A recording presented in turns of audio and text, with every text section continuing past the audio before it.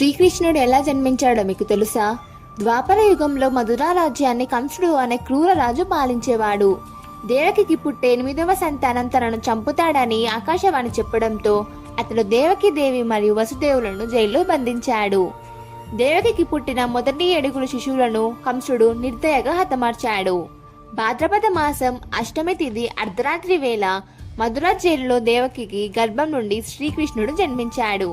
ఆ సమయంలో దైవశక్తితో జైలు తలుపులు తెరుచుకున్నాయి. గొలుసులు విడిపోయాయి.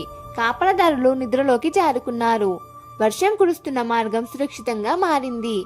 దైవ ఆజ్ఞతో వసుదేవుడు శ్రీకృష్ణుడిని గంపలో పెట్టుకొని యమునా నదిని దాటి గోకులానికి వెళ్లి నందుడు యశోదల వద్ద ఉంచాడు. యశోదకు పుట్టిన ఆడ శిశువును మధురకు తీసుకువచ్చాడు. కంసుడు ఆమెను చంపబోయినప్పుడు ఆ శిశువు దివ్య రూపం ధరించి అతని వినాశనం ఖాయమని ప్రకటించింది. కామెంట్లో జై శ్రీకృష్ణ అని రాయండి. అలాగే మా ఛానల్ని సబ్స్క్రైబ్ చేసుకోండి.